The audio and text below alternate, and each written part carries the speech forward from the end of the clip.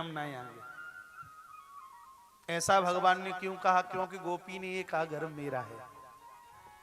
परमात्मा बोलते हैं कि दुनिया के हर घर को मैं अपना घर समझता हूं, लेकिन जो लोग ये कहते हैं कि मकान मेरा है, दुकान मेरी है, बेटा बेटी मेरे हैं, तो मैं सौगंध खाता हूं कि अब के बार आ गया भूल से, अब द्वारा से तुम्हारे घर में कभी पांव रखूंगा ही नहीं। इसलिए कथा कहती है कि आपके पास में जो भी कुछ है वो सबको ईश्वर का समझिए, भगवान का समझिए। तेरा तुझको अर्पण क्या लागे मेरा। लेकिन आदमी इतना चतुर हो गया, इतना होशियार, इतना चालाक हो गया है, भगवान का नाम भी बिना स्वार्थ के नहीं लेता। आरती गाई आपने, जो ध्यावे फल पावे दुख बिन से मन का, स्वामी दुख बिन से मन का, सुख संपत्ति घर आवे, सुख संपत्ति घर आवे, कष्ट मिटे तन का, ओम जय जगदीश हरे। क्या कहता है? आपको तब ध्याऊंगा जब सुख संपत्ति घर आवे। पहले पैसा दे दो हमें, बाद में हम नाम लेंगे तुम्हारा। देखिए इस होशियार चतुर भगत को, पहले दौलत मांगता है और बाद में भगवान से संबंध जोड़ता है। पहले नोटों का थैला मांगे और फिर भगवान से संबंध जोड़ता है। पहले पैसा मांगता है, बाद में कहता है कि माँ तो पिता तुम मेरे शरण गगूं किसकी, स्वामी शरण गगूं किसकी, तुम बिन और न दूजा, तुम बिन और न दूजा, आस करूं किसकी, ओम जय जगदीश हरे। पैसा दे दोगे तो ही तुम हमारे माई बाप हो। फिर देखिए भगवान की स्तुति करता है, पहले नोट का वेग, बाद में भगवान को माता पिता बनाता है। जो पंक्ति सबसे पहले बोलनी चाहिए उसको बाद में बोलता है। होशियारी देखिए, जो पहले बोलना चाहिए लास्ट में बोलता है। विषय विकार मिटाओ पाप हरो देवा, स्वामी पाप हरो देवा, श्रद्धा भक्ति बढ़ाओ, श्रद्धा भक्ति बढ़ाओ, संतन की सेवा, ओम जय जगदीश हरे, जय जगदीश हरे, स्वामी जय जगदीश हरे। भक्त जनों के संकट, दास जनों के संकट, क्षण में दूर करो, ओ जय जगदीश हरे। भक्त को बड़ी होशियारी है, प्रभु का पूजन भी स्वार्थ के लिए करता। भगवान कहते हैं कि जो अपना समझते हैं सब कुछ उसके घर में नहीं आता। इसलिए आपके पास जो भी कुछ है वो सब भगवान का समझिए। संपत्ति सब रघुनाथ की, जो भी कुछ है वो सब भगवान का है।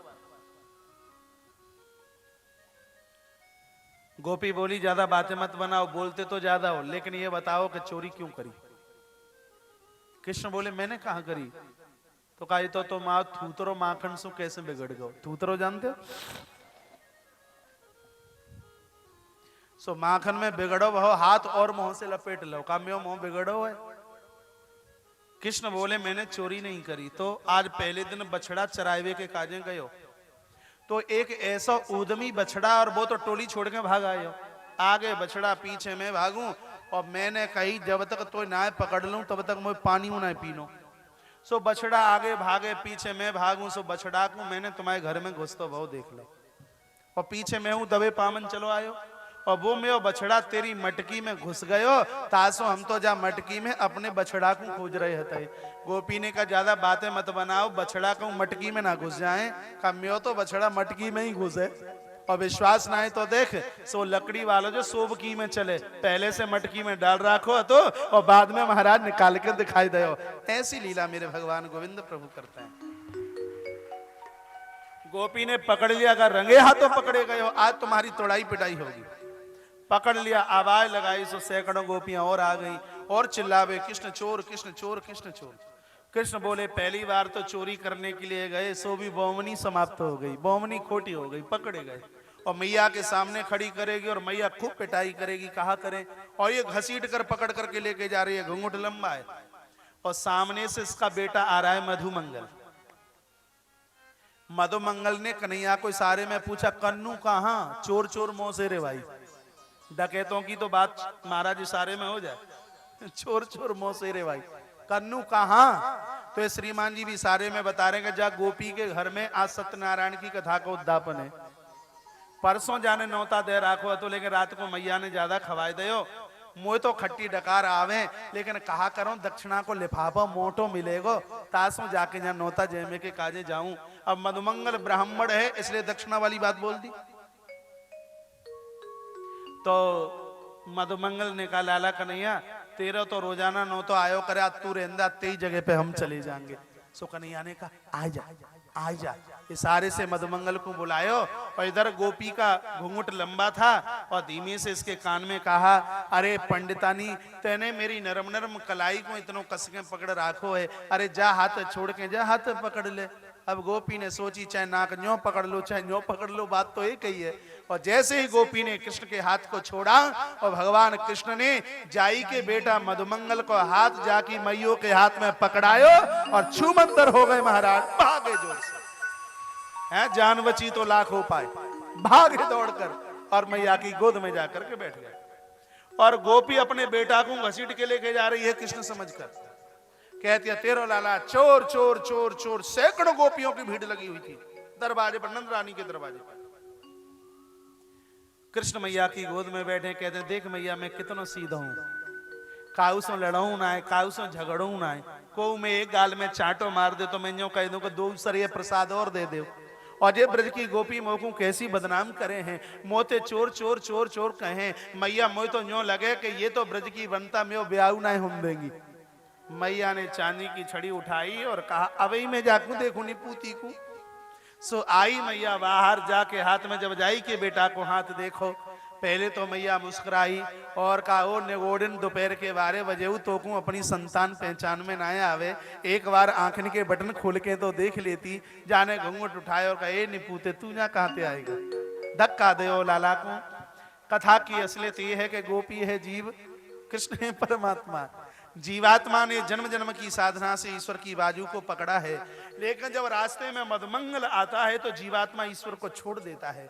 मधुमंगल क्या है? मधु कहते हैं शहद को, शहद बड़ा मीठा होता है। संसारी लोगों को भोगों में भी बड़ी मिठासता चल करके आती है, जब सामने भोग चल करके आते हैं तो एक क्षण में हम ईश्वर को किनारा कर देते हैं, ईश्वर को छोड़ देते हैं। जो ईश्वर को छोड़कर भोगों की बाजू को पकड़ता है तो यशोदा मैया है भक्ति महारानी। भक्ति महारानी ऐसे जीवात्मा को डांट लगाती है, फटकार लगाती है, धिक्कार तुम्हारे लिए है। जैसे तैसे तो ईश्वर का हाथ हाथ में आया और परमात्मा को छोड़ करके तुम संसार के भोगों के गर्त में डूब गए। ईश्वर का हाथ पकड़ने के बाद में दुनिया का हाथ नहीं पकड़ना।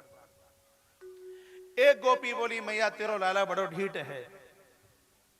एक गोपी बता रही है कि एक दिन की बात, संध्या को समय है तो न जाने कहा मेरे घर के कोने में तुम्हारा लाला जाके छिप गए, और जो ही हमारा बेटा सोओ तो बगल में ऐसे नोचो जाने कि जैसे ताले में चाबी घुमाई गई हो।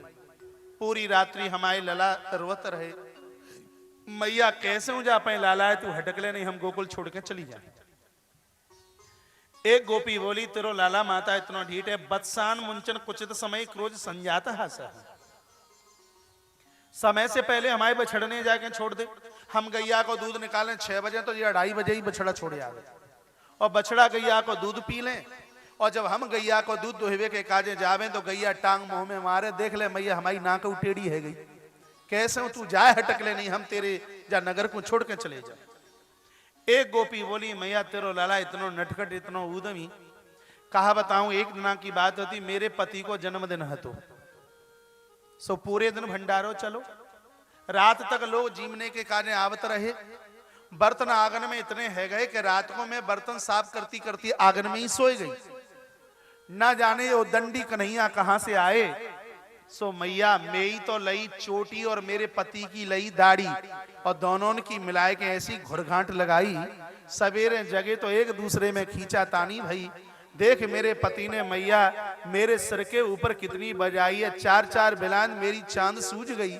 मैया हम तेरी नगरिया छोड़ के चले जाएंगे, नहीं कैसे मुझे उदंडी बालक को तू कैसे समझाए। मैया ने चांदी की छड़ी उठाई। एक गोपी बोली मैया और सुन ले, पूर्णमासी को देना है तो सत्यनारायण भगवान की कथा के कार्य में पंजीरी बनाई रही थी। पंजीरी जानते हो? इतने में कन्हैया आए रसोई में और मोते आए के कही गोपी राम राम। पहले तो मैंने ना ही सुनी, द्वारा थे कही गोपी राम राम। मैंने कहा हाँ लला कन्हैया आओ बोलो क्या हाल है। तो मोते बोले कि आज सवेरे ही सवेरे मैया ने बहुत ज्यादा ठोकाई करी है, खाइबे के कार्य मक्खन दयो ना है, तासो गोपी ने हमें कछु खाइबे के कार्य दे दो।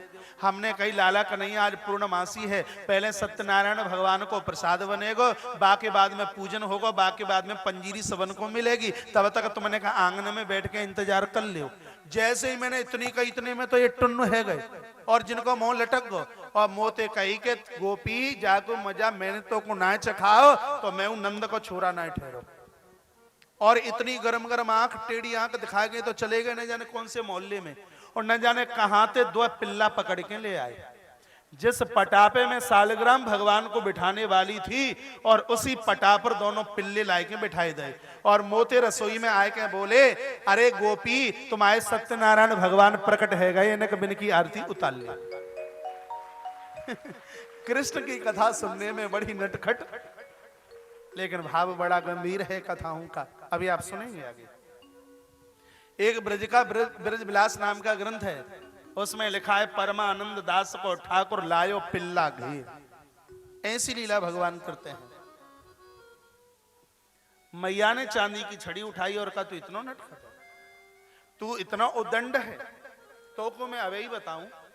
सो भगवान थर थर कांपने लगे, कहा मैया मेरी कोई गलती नहीं, मैं घर से बाहर निकलूं, गोपी इशारे से मोकू बुलावे और कहें लाला नेक आए जाओ हम तुम्हें घड़ों से माखन देंगे, और मैया जबरई सो मोय बुलाए ले, आप नाचे मोय नचावे और मोते ऐसी ऐसी बात करे कि मैं तो को बता ही ना पाऊं। मैया तेई सौगंध मेरी कोई गलती ना है, जबरई सो ये मोकू नचा। मैया कन्हैया को पीटने के कार्य तैयार वही तो गोपी हाथ जोड़ करके विनय करने लगी, कहा मैया आज छोड़ दे, कल सो गलती करेगा तो जाकर तू मत छोड़ियो। और भगवान इशारे में कर रहे हैं कि कल मैं तो को बताऊं। सो महाराज दूसरे दिन की बात थी, एक गोपी के घर में घुस गए। गोपी बड़ी चतुर है, बड़ी होशियार है, नई नई शादी होके इसकी आई है, और इसने ये अनाउंस किया है कि कल नंद के छोरा को पकड़ के मैया के दरबार में नाय हाजिर करो तो मैं हूं पटेल साहब की बेटी नाय ठहरी। प्यार से कहिए जय श्री राधे। जय श्री राधे। चुनौती दे दी महाराज। सो कृष्ण ने धावा इसी के घर में बोल दिया। पहुंचे इतनी चतुर गोपी कन्हैया को कहा लला न जा खम्मा के सारे आके खड़े भइयो, जा खम्म के सारे न जाने तुम कितने बढ़िया मलूक लगोगे, ब्रज में ज्यादा अच्छे को मलूक बोले। सो कृष्ण खम्मे के पास जैसे ही खड़े भये सो जाने तो महाराज उंगली से लेकर के चोटी तक भगवान को कस के बांध दिया, कृष्ण को बांध दिया। बड़ी ऐंठ अकड़ नई नई शादी होके आई और दौड़ करके गई यशोदा रानी के पास में और कहा देख माता तेरे कन्हैया को चोरी करते भयो मैंने रंगे हाथों पकड़ो। अब कृष्ण ने विचार किया बाप रे बाप ये गोपी तो बड़ी चतुर निकली, क्या करें। इतने पर इसका पति घर में आया, इस गोपी का पति घर में आया। पति ने पूछा रे कन्हैया खम्मते काय के कार्य बंधो है। तो कृष्ण बोले भैया कहा बताऊं ने थोड़ा अभ्यास कर रहा हो तो कि आदमी खुदे अपने आप में बांध सके के ना, परीक्षा में पास है गयो तो खम्मते मैंने अपने आप को बांधो सीखो। का तू सीखेगो का मन तो मैं करे तो बगल वाले खम्माते तू आ जा। सो बगल वाले खम्म से वो आ गया, अपने आप को लिपटना चाहता है, बांधना चाहता है, बनता नहीं। कहा तुझे मैं सिखाऊंगा पहले तू मुझे खोल। तो उसने कृष्ण को खोला, कहा कि ये खम्मा ज्यादा बढ़िया, इसी खम्म से तू आ जा। सो खड़ा कर दिया और उसी रस्सी के द्वारा गोपी के पति को नीचे से लेकर के ऊपर तक मारा लगा करके घुर गांठ लगा करके बांध दिया और दौड़ लगाई। महाराज 9 2 11 हो गए। गोपी यशोदा को लेकर के आ रही है और यशोदा मिया के उंगली पकड़ करके कहती है देख वो तेरा नटखट तेरा चोर कन्हैया देख ले वो खम्मते बंद हुआ। मैया ने कहा गोपी दिन के 2:30 बजे हूं तो ना दिखाई देवे, अब तो को अपनो मालिक ना पहचान में आवे तो तू अपने जीवन में कहा करेगी। गोपी ने चांद खोजलाई के पहली बार में चांद मुड़ाई सो भी पड़ गए ओले। भगवान कहते हैं कि जिस स्कूल में तू पढ़ी है उसके तो हम प्रिंसिपल बन के रहे हैं, प्यार से कहिए जय श्री राधे। जय श्री राधे। इनके ऊपर शासन किसका चलेगा? ऐसे नंद नंदन आनंद कंद मुरली मनोहर भगवान प्रभु श्री गोपाल बालकृष्ण लाल हैं मेरे। बोले बालकृष्ण लाल की जय हो। पूरे नगर में हल्ला हो गया, कृष्ण चोर कृष्ण चोर कृष्ण चोर कृष्ण चोर कृष्ण चोर। मैया बड़ी परेशान है। अब काऊ के बेटा को तुम चोर कहिए, डकैत कहिए, उदंडी कहिए, अपराधी कहिए, तो माता सुनने में सक्षम नहीं हो सकती, बड़ा बुरा लगता है। तो माता ज्योतिषियों के पास में पहुंची कि मेरो लाला कन्हैया ऐसा चोर भयो है, चोरी की आदत ही ना छोड़े, कछु उपाय हो तो बता दो। पंडित लोगों ने कहा, आचार्यों ने कहा, मैया यदि गणेश जी के मंदिर में तू 9 चतुर्थी तक इस बेटा के हाथन से गणेश जी की पूजा कराए देगी तो तुम्हारा लाला चोरी छोड़ देगा। यदि काऊ के बेटा है शौक लगो हो चोरी वाला शौक बड़ा खतरनाक है। भगवान बचाए, बाप रे बाप। परमात्मा करे किसी के जीवन में ना ये दोष चल करके आए चोरी का। तो माता ने 1008 लड्डू बेसन के बनाए, थाल सजाया और गोकुल के बिल्कुल पास में ही एक पुराना सा मंदिर भगवान गणपति का है। सो मैया थाल सजाकर और कन्हैया को पकड़ करके लेकर के चली और मंदिर में पहुंच गई। थाल सामने रख दिया गणेश जी के सामने और मैया ने कन्हैया को कहा, लाला आंख बंद कर लियो। ये ब्रज भाषा आपकी समझ में आ जाती है? थोड़ी बहुत आती है। आंख बंद कर लियो, क्या मतलब हो गया? आंख बंद कर लियो, आंख बंद कर लो। कन्हैया ने नेत्रों को बंद किया। मैया ने कहा कि जो मैं बोलूं वो ही तुमको बोलना होएगा। कहा ठीक है, का बोलनो है? मैया बोली, हाथ जोड़ो और कहो, हे गणपति बप्पा, हे गणपति बप्पा, आजते हम कबहू चोरी ना करें। और जैसे ही कहलवाया चोरी ना करें, इतने में तो श्रीमान जी ने एक लड्डू उठाया और अपने मुंह में रख लिया। अब मुंह बंद बोले कैसे? जब 10 मिनट हो गई तब मैया को लगा कि बोलता क्यों नहीं। सो देखा तो श्रीमान जी यहां भी मंदिर में लड्डू चटका रहे थे। मैया ने कहा, लाला तेने नाक में दम कर रखी है, देख तेने मंदिर में हूं चोरी करे वो ना छोड़ो, मंदिर में हूं तेने जूठन कर दी, तेने चोरी नहीं करी। तो कन्हैया कहते, मैया मैं कहा करूं, जा सूंडवाए भगवान ने जबरई से लड्डुआ उठाए के मैं मुंह में रख दो। मैया बोली, ज्यादा बातें मत बना, ये पत्थर को भगवान को मुंह में लड्डू नहीं रख देगो। भगवान ने अपना माथा ठोका, एक तरफ तू इसको पत्थर का समझ रही है तो दूसरी तरफ ये 1008 लड्डू बना करके लाई है, तो फिर ये लड्डू बनाने की जरूरत क्या थी जब तू इसको पत्थर का समझ रही है? अंदर भक्ति है तो भगवान को नींद आती है, अंदर भक्ति है तो उनको भूख लगती है, अंदर भक्ति है तो उनको प्यास लगती है। मीरा के भगवान, सूर के भगवान प्रत्यक्ष प्रकट होकर के मीरा के भगवान कहा करते थे, आज भूख लगी है हमारा भोगू नहीं लगायो। कर्मा के जगन्नाथ प्रकट होकर के बात किया करते थे। भक्ति में इतनी बड़ी ताकत है, प्रतिमा साकार भाव से प्रत्यक्ष होकर के बात करती है।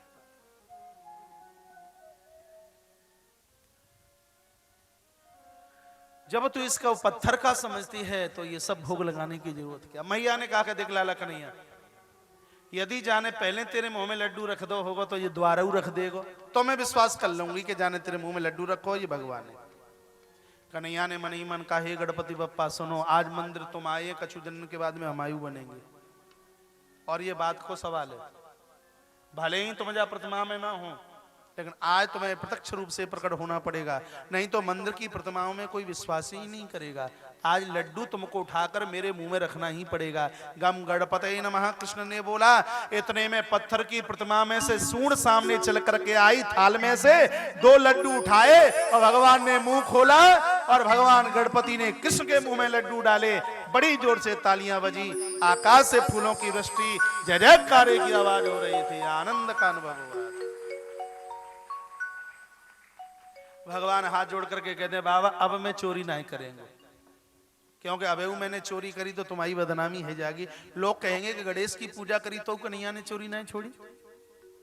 मैया कन्हैया को घर लेके आई गई। 4 चतुर्थी तक मैया ने पूजन किया, तब तक भगवान ने चोरी नहीं की। तो 5वीं चतुर्थी को माता पूजन करना भूल गई, तो श्रीमान जी ने फिर चोरी करना शुरू कर दिया।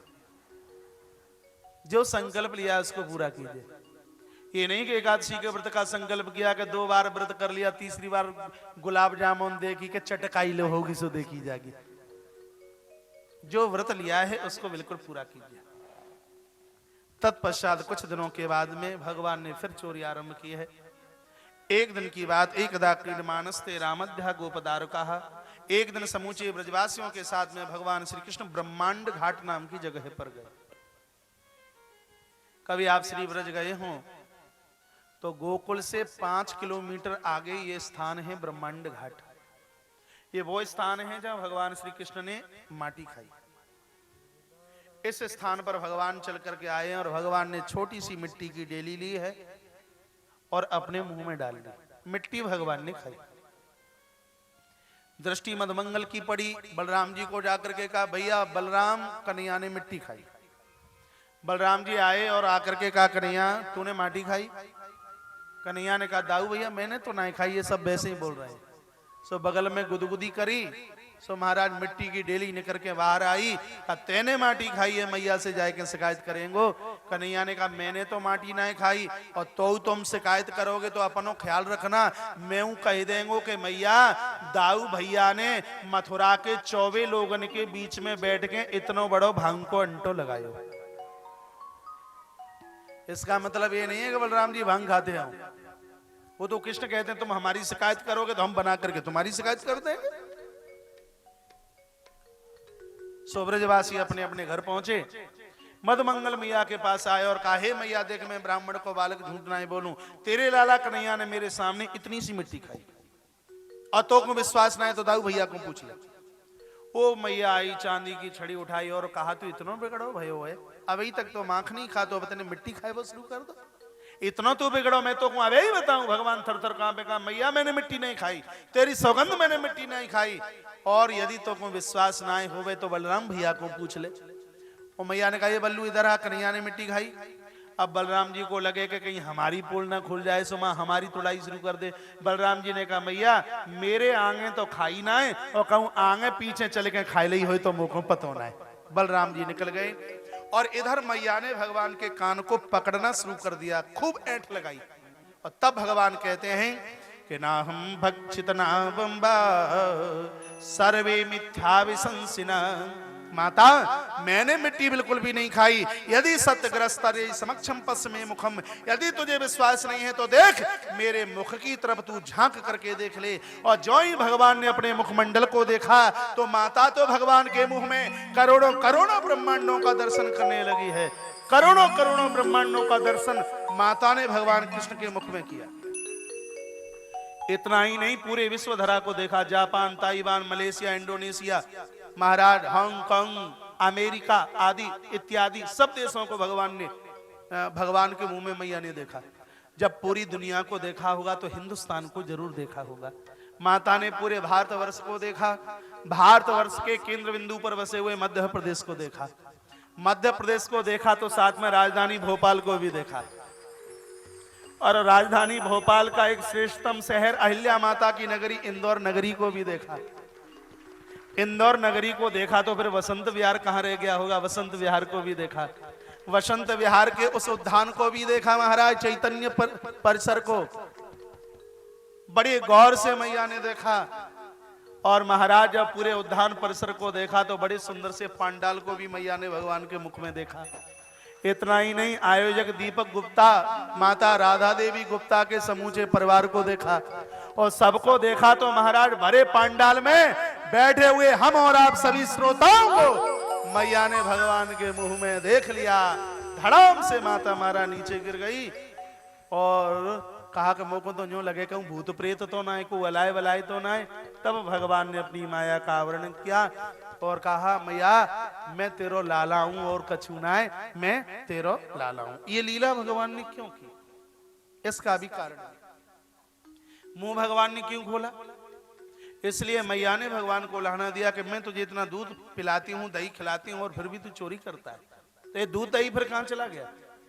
तो भगवान ने मुंह खोल करके बताया कि तेरे दूध दही को पीने वाले देख ले मेरे हृदय में करोड़ों करोड़ों बैठे हैं, बंटवारा करके दिया जाए तो एक एक छटाक भी ना मिले इनको, इसलिए हृदय में जो बैठे हैं उन सबका दर्शन करा दिया। दूसरा भाव ये भी है मुंह खोलने का।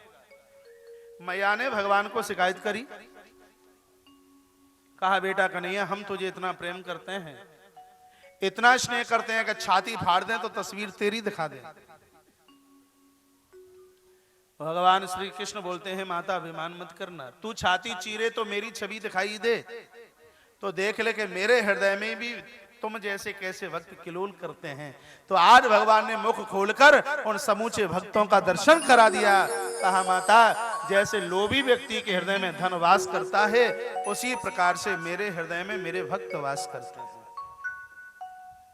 ये सोच करके भगवान ने ये बड़ी सुंदर सी लीला की है। भगवान ने खूब चोरी की। तत्पश्चात ब्रजवासियों ने कहा लाला कन्हैया तू रोज हमारे घर में चोरी करे,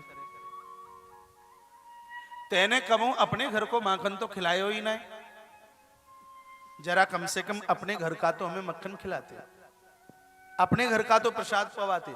परमात्मा के घर का प्रसाद क्या है, कभी तीर्थों में जाएं संतों के यहाँ आप पहुंचे, होटलों का मत खाना, बाबाजियों के आश्रम का प्रसाद लेना, उस प्रसाद में बड़ी ताकत है। प्रसादम सर्व दुखानाम हानि लाभो विजायते, प्रसाद हमारे जीवन को बदल करके रख देता है। भूल करके भी प्रसाद का कभी अपमान मत करना। व्यासपीठ से निवेदन करूंगा, आप 4 घंटे बैठकर यहाँ कथा सुनते हैं, 4 घंटे के बाद में आपने आरती नहीं ली तो कथा का फल बिल्कुल भी नहीं, और आरती के बाद में आपने अपने हाथ में प्रसाद नहीं लिया तो 1% भी इस कथा का पुण्य आपके पास नहीं है। प्रसाद तुलना में कितना है वैल्यू इस बात की नहीं है। 1 किलो पेड़ा बाजार के खरीद करके खा लेना उतना स्वाद नहीं है, जितना कि मंदिर में पुजारी लोग हाथ में थोड़ा सा रख दें कितना बढ़िया लगता है। 1 लीटर दही घर में पी लेना उतना स्वाद नहीं है, जितना कि मंदिर के महाराज थोड़ा सा चढ़ा मृत हाथ में दे देते हैं, लगता रहता है कि बस और पीते ही रहें पीते रहें। प्रसाद का अपमान मत करना। श्री लखनलाल के मेघनाद की शक्ति कभी नहीं लगती। क्या मजाल थी उस मेघनाद की कि लखन को शक्ति लगा देता, प्रहार कर देता, लेकिन ऐसा हुआ क्यों? क्योंकि लखनलाल ने प्रसाद का अपमान किया। कहां? माता सबरी की कुटिया पर। जब माता सबरी बेर चक चक करके दे रही थी, राम जी ने स्वीकार किया और लखनलाल कहते हैं ये जाति की भीलनी काली और कलूटी अपना जूठा हमें खिलाती है, और उस बेर को हाथ में लिया और राम से दृष्टि बचा करके पीछे फेंक दिया यूं, और वो ही बेर सालमली द्वीप में द्रोणागिरी नाम के पहाड़ पर गिरा और सजीवनी बूटी के रूप में वो प्रकट हो गया। वो तो प्रसाद हाथ में आ गया, इसलिए बूटी बनकर लखन के प्राणों को उसने बचा लिया। यदि लखनलाल उस प्रसाद को हाथ में भी न लेते, मना कर देते, तो त्रिलोकी में लखनलाल को बचाने वाला कोई पैदा नहीं हुआ था। तो प्रसादम सर्व दुखाना महान लाभो विजायते, प्रसाद का कभी भी अपमान मत करना। प्रसाद का सदैव सम्मान। घर में भी आप भोजन करते हो, प्राय 90% लोग खाना खाते हैं। बेटा आकर के बोलता है पापा मम्मी बुला रही है खाना खा लीजिए, पापा दादी बुला रही है खाना खा लीजिए। आज की कथा सुनकर के आपको खाना नहीं खाना है। खाना वो है जिसका भोग भगवान को नहीं लगता। खाना तो वो है जिसका नाम में व्यासपीठ से ले भी नहीं सकता। खाना तो वो है। वैष्णवों के घर में खाना नहीं बनता, वैष्णवों के घर में भोजन बनता है। जब उसमें तुलसी का पत्ता डाल के भगवान के सामने रसोई परोस दी जाए, हाथ से घंटी बजा दी जाए, तो फिर वो भोजन भी नहीं, फिर वो अपने आप में प्रसाद बन जाता है महाराज। और जब ऐसा प्रसाद आप नित्य स्वीकार करें तो मीरा का जहर का प्याला महाराज उसमें गिरधर भगवान बांके बिहारी नाचते हैं। नित्य प्रसाद लीजिए, रोज प्रसाद लीजिए। प्रसाद की अपनी एक बहुत बड़ी ताकत है। ब्रजवासियों ने कहा भैया रे कन्हैया तेरे घर को हम प्रसाद ले वो चाहे। भगवान ने कहा चूल नोता है सबको, सब परिवार सहित पधारिए, चूल्हा बंद नोता। रात निकली, भोर हुआ, घड़ी लगाकर सिर्फ 10 मिनट आपकी ली जाएंगे। अभी भगवान होली खेलने के लिए भगवती राधा के दरबार में आएंगे और एक 10 मिनट की बात है। आप थक जाते होंगे, 4 घंटे, पानी भी पीने को नहीं मिलता। होशियार माताएं बोतल संग लेके चलती हैं। मैं यहां से देख लेता हूं कि कब पानी पी लिया। आपको तो लगता होगा कि नहीं देख पाए। हाँ एक बात है, चाय पीने को नहीं मिलती होगी। जितनी देर आप चाय से बच गए उतनी देर आप सल्फास की गोली से बच गए, समझ लीजिए। जन्म से लेकर के 40 साल तक तो ये चाय जहर का काम करती है, आयु का शोषण करती है, रक्त पीती है। इसलिए तो हम कहते हैं कि बच्चों को चाय दे करके बच्चों के साथ दुश्मनी मत कीजिए।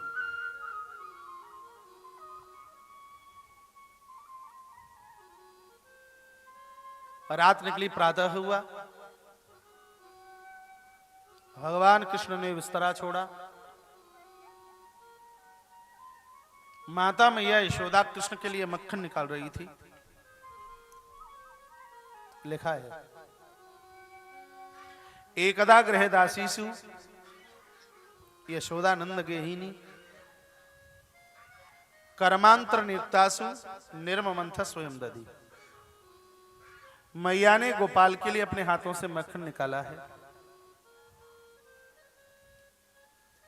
भगवान श्री कृष्ण बिस्तर छोड़कर मां के पास आए और हाथ में मथानी को पकड़ लिया। कहा माता बड़ी जोर से भूख लगी है, घर में कछु हो तो दे दे। सुने, मैया ने कहा लाला कन्हैया माखन वासो है, तेरे कार्य में घड़ों सो ताजी सो माखन निकाली। श्रीमद् भागवत में लिखा है कि ना तो बासा खाइए ना किसी को खिलाइए। मैं क्या बोल गया हूं सुन लीजिए।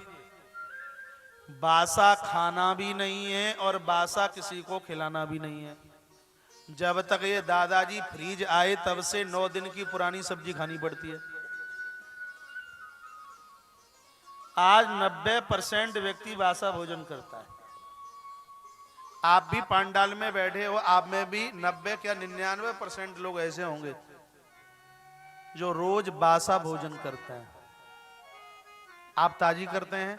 आज ताजी भोजन कितने लोग करके आए जरा हाथ उठा के बताना जो ताजी भोजन करके आए। हाथ नीचे कीजिए, जितनों ने हाथ ऊपर किए वो सब बासे वाले हैं।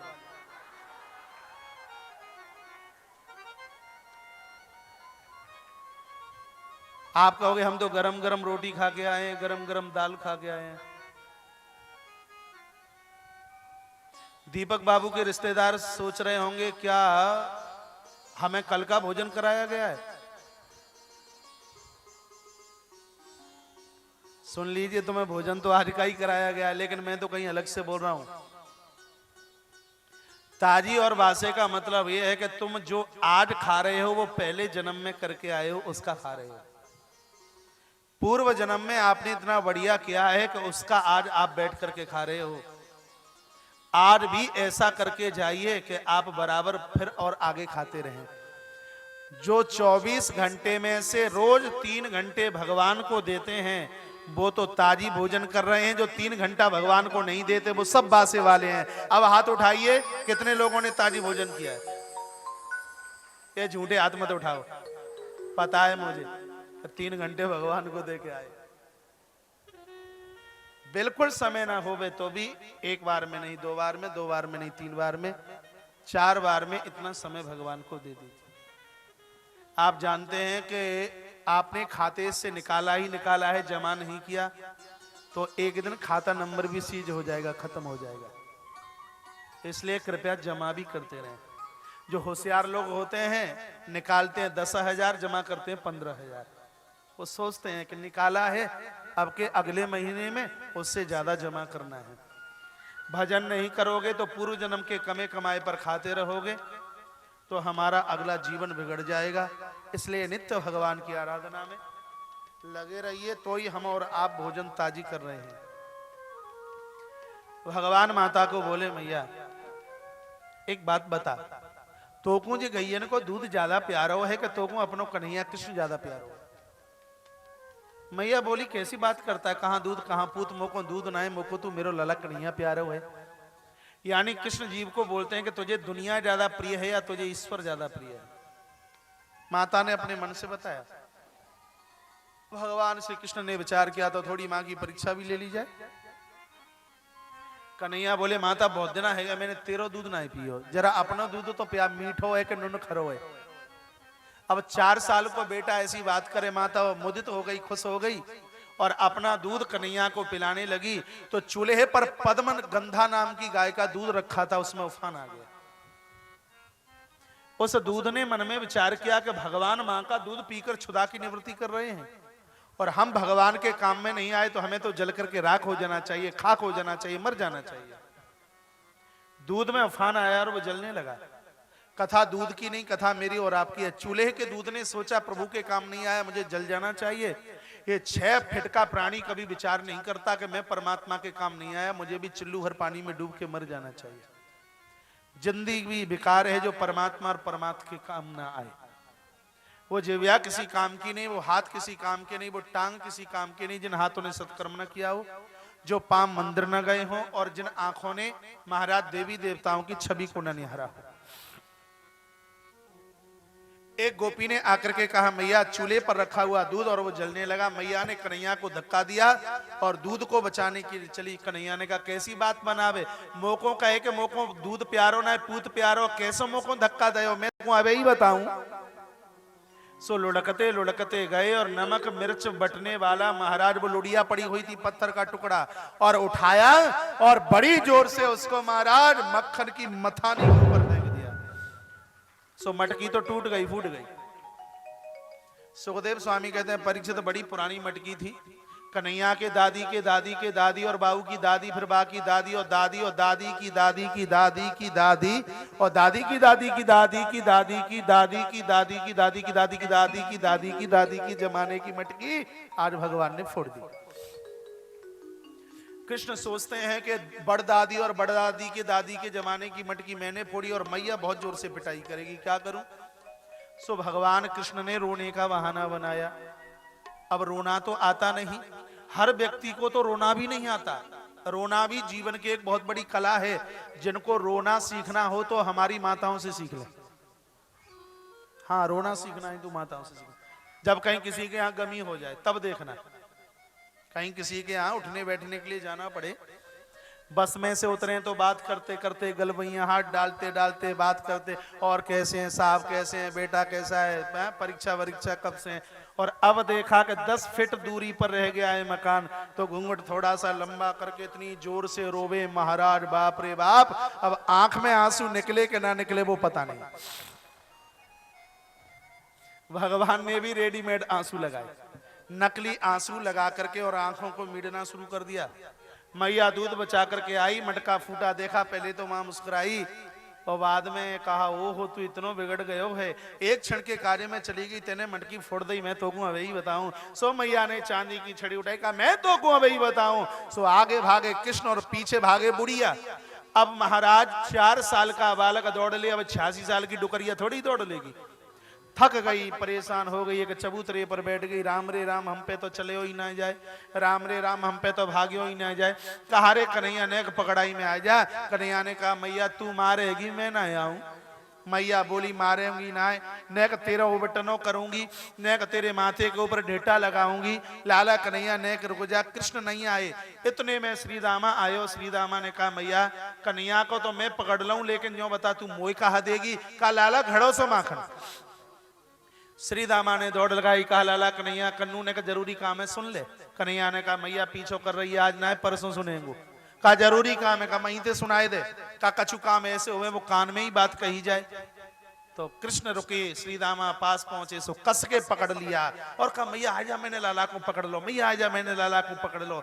और जैसे ही मैया 2-4 फीट 2-4-5 फीट दूर रही होगी, 4 6 तो पटक मैया को रास्ते में लग गई, 2 4 दांत टूट के नीचे आ गए। जैसे ही मैया नजदीक आई, इतने में श्री दामा ने कन्हैया को छोड़ दिया और कृष्ण दौड़ते दौड़ते महाराज भाग गए। तब मैया ने कहा, लाला कन्हैया, तो को अपने सतयुग के भक्तन की सौगंध है। भगवान बोले, ना आऊं। त्रेता के भक्तन की सौगंध है, ना आऊं। तो को अपने द्वापुर के भक्तन की सौगंध है, माता ना आऊं। और जब मैया ने कहा, तो को अपने कलयुग के भगतन की सौगंध है, इतना कहा तो भगवान दौड़ करके आए हैं और कंठ से आके लिपटे। सबसे पहले ताली पूनाबाई बुआ ने बजाई है। ये कलयुग के भक्तन की सौगंध पर ताली ज्यादा क्यों बजी?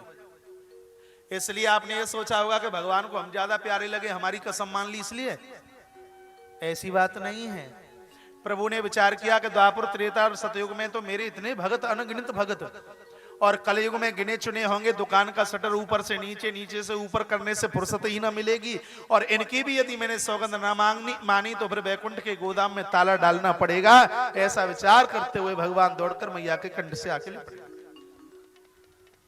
मैया ने प्रभु को लूखल से बांधा, लेकर रस्सी छोटी पड़ गई। तदपि दुई अंगुलम नीम, रस्सी छोटी पड़ी। पूरे ब्रज की रस्सी लग गई, लेकिन भगवान बंधाई में नहीं आते, क्योंकि जीव और ब्रह्म की दूरी 2 अंगुलें, अहंकार और मोह। मैया के हाथ में छड़ी थी, इसलिए भगवान वंदन में नहीं आए। तब माता ने छड़ी को दूर फेंका, तब भगवान वंदन में आ गए। अहंकार की लाठी को फेंक दीजिए, भगवान हमेशा के लिए आपके हो जाएंगे। उलूखल से भगवान को बांधा है, मैया घर के कामों में लग गई। परमात्मा ने उलूखल को खींचना शुरू किया, और महाराज 2 वृक्षों में उलूखल टकराया, और धड़ाम से 2 वृक्ष, उसमें से 2 महापुरुष खड़े हुए हैं जिन्होंने भगवान की स्तुति की है। तत्पश्चात भगवान की परिक्रमा करते हुए एक कुबेर के दोनों पुत्र मणिग्रीव और नीलकुबर भगवान के परम धाम को चले गए। भगवान के स्पर्श के द्वारा महाराज जड़ भी चेतन हो गया, तो मेरा और आपका उद्धार क्यों नहीं होगा? इस कथा के माध्यम से दामोदर लीला का वर्णन किया गया। और आइए, एक दिन भगवान ने बछड़े का उद्धार किया, वत्सासुर का उद्धार भगवान ने किया, बछड़े का उद्धार किया। तत्पश्चात ब्रजवासियों के साथ में भगवान श्री बरसाना पहुंचे। ललता दरवाजे पर खड़ी थी। ललता ने जाके राधा को कहा कि ब्रजवासी आए हैं वृंदावन गोकुल से और मिलना चाहते हैं। राधा ने कहा कि कृष्ण को गौ हत्या लगी है, बछड़े को मारा है, इसलिए उसको बोलिए हरिद्वार पहले गंगा नहा के आए, बाद में हमसे मिले। कन्हैया ने बोला कि कन्हैया ने सोचा कि गंगा 360 किलोमीटर है, बड़ा समय लगेगा नहाने में। कहा हम यहीं गंगा प्रकट करते हैं तो चलेगी? राधा मैया ने कहा चलेगी। उसी समय भगवान ने अपने मन से गंगा को प्रकट कर दिया, जिसका नाम हुआ, बोली मानसी गंगा महारानी की। यही महीना था महाराज, फागुन का महीना। मानसी गंगा का वर्णन कल आप गिरिराज पूजा में सुनोगे। भगवान ने स्नान किया और तत्पश्चात ब्रजवासियों को साथ में लिया है और श्री बरसाने पहुंचे। और बरसाने की होली, क्या कहा जाए, जितना कहा जाए उतना कम। लठ मार होली। भैया बहन के ऊपर भी रंग डाल दे तो कोई दिक्कत नहीं, बिटिया पिताजी के ऊपर रंग डाल दे तो कोई दिक्कत नहीं। ब्रजवासी बड़े पवित्र हैं, बड़े पावन हैं। ग्रंथों में ऐसा लिखा है कि स्वयं देवी देवता स्त्री पुरुष का रूप बनाकर श्री ब्रज में बरसाने में एकादशी के दिन लठमार होली खेलने का आनंद लेने के लिए आते हैं। स्वयं देवी देवता महाराज श्री ब्रज में आकर के उतरते हैं। ऐसी सुंदर श्री ब्रज की होली।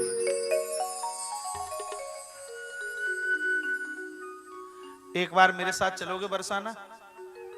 चलोगे? आगे मैं चल रहा हूं और पीछे पीछे आप सब मेरे साथ आ जाओ।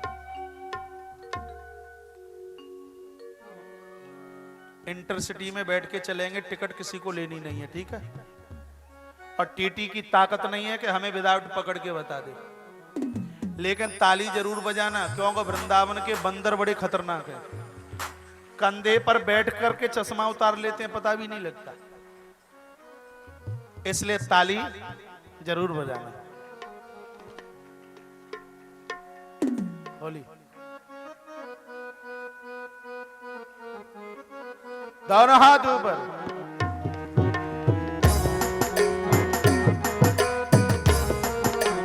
आरे होली रे वर चोरी रे होली रे वर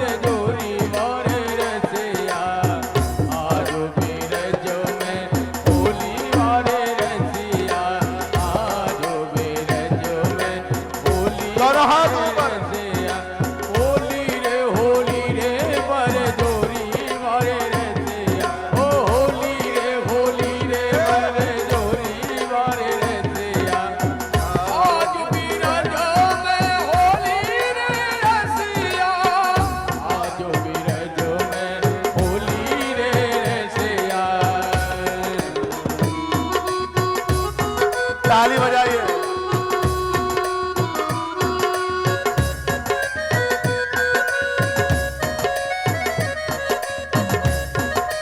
हेलो भैया, कैमरा लेके नीचे आ जाइए।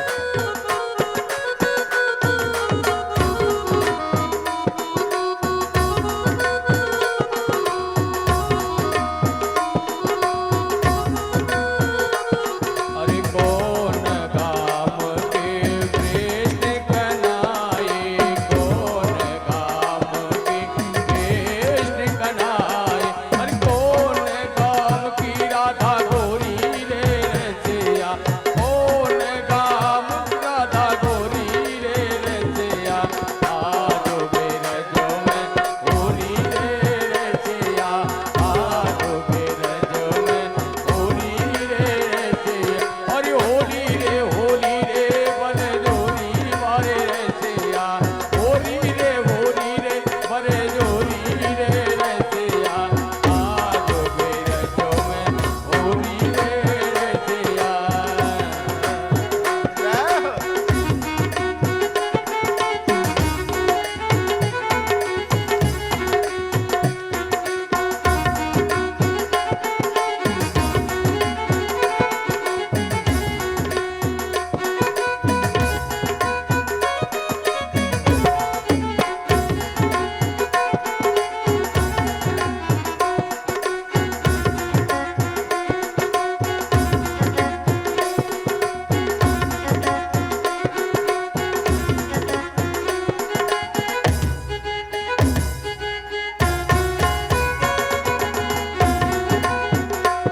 अरे नंद गाम के प्यारे नंद लाला नंद गाम के कृष्ण कनाए नंद गाम के कृष्ण कनाए ये बरसाने की राधा गोरी रे रसिया बरसाने की हेलो, एक मिनट। ये आप फूल मत फेंकिए कोई, बिल्कुल भी। पहले भगवान का अभिषेक होगा फूलों से। आप नीचे बिल्कुल कोई फूल नहीं फेंकेंगे, बिल्कुल भी कोई फूल नहीं फेंकेंगे। आपको जानकारी नहीं है, कोई बात नहीं है। पहले भगवान का अभिषेक होगा फूलों से, तब तक कोई भी किसी के ऊपर फूल नहीं डालेंगे। हाँ, होली रे होली खेलने आयो नंदलाल। अरे होरी खेल रहे नंदलाल वृंदावन के कुंज गलन में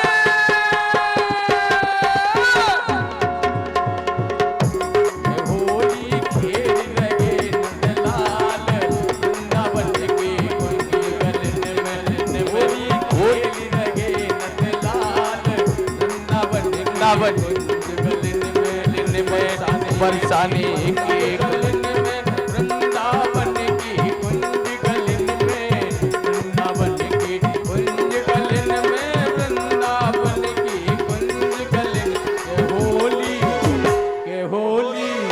के होली खेल लगे लाल वृंदावन की कुंज गलन होली खेल रहे लाल वृंदावन की कुंज गलन में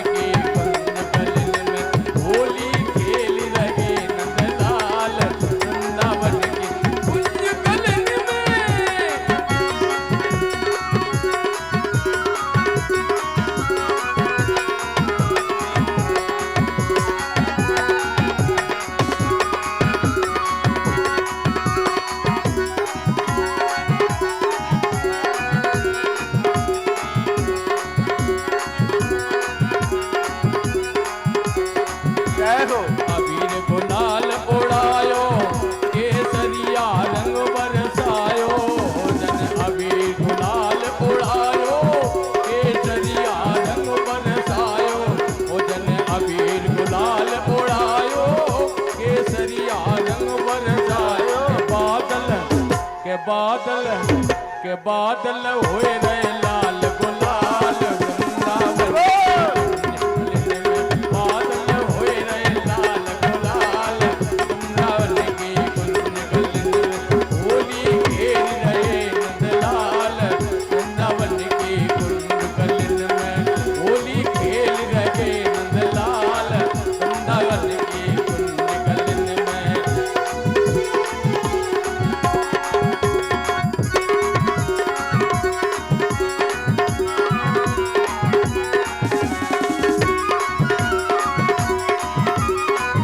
हेलो, एक मिनट। पहले भगवान को ढकिए, पहले फूलों से बिल्कुल ढकिए। अभी कुछ फूल उड़ाए नहीं जाएंगे। बिल्कुल भगवान को बंद कीजिए।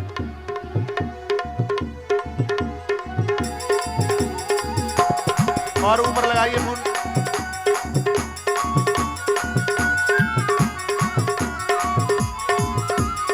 जय हो होरी बारे रसिया की।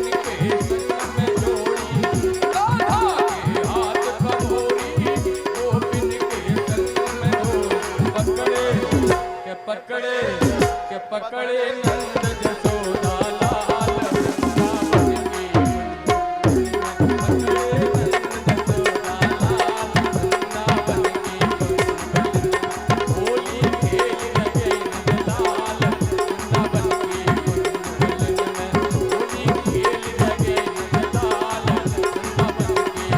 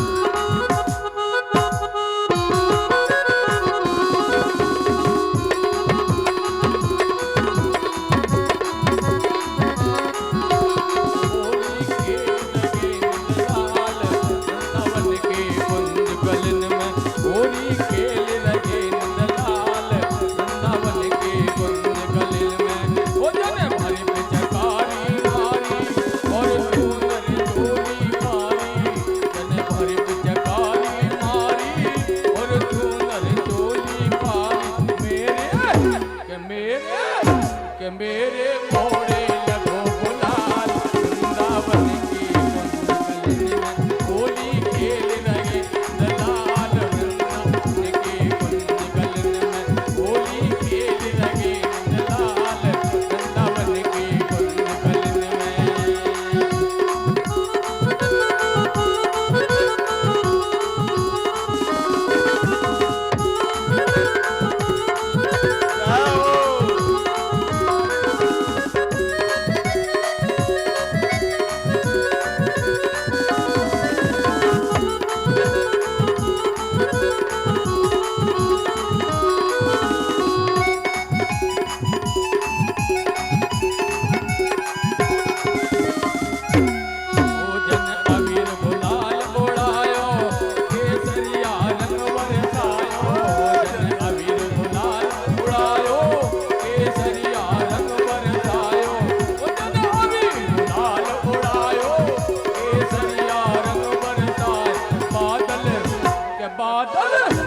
बादल हुए रे लाल गुलाल वृंदावन की कुंज गलन में बादल हुए रे लाल गुलाल वृंदावन की कुंज गलन में होली खेल रहे नंदलाल वृंदावन की कुंज गलन में वृंदावन की कुंज गलन में बरसाने की कुंज गलन में वृंदावन की कुंज गलन में बरसाने की कुंज गलन में के होली खेल लगे नंदलाल वृंदावन की कुंज गलन में।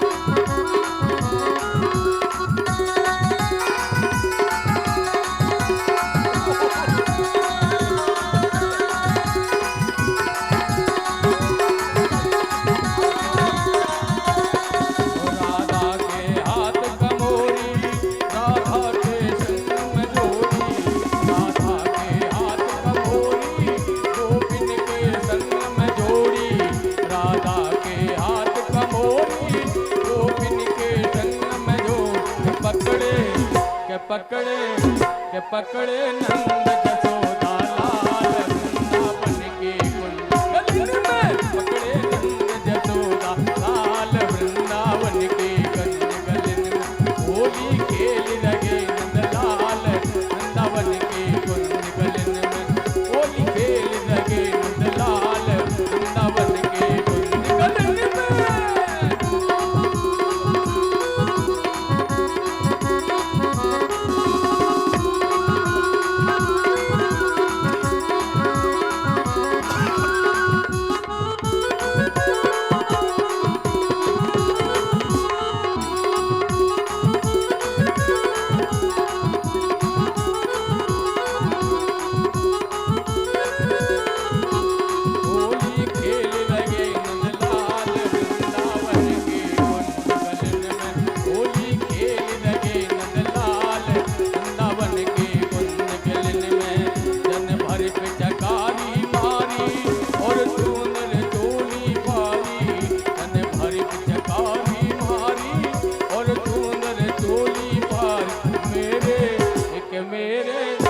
मेरे मोड़े लगो गुलाल वृंदावन की कुंज गलन में होली खेल लगे नंदलाल वृंदावन की कुंज गलन में होली खेल लगे नंदलाल वृंदावन की कुंज गलन में।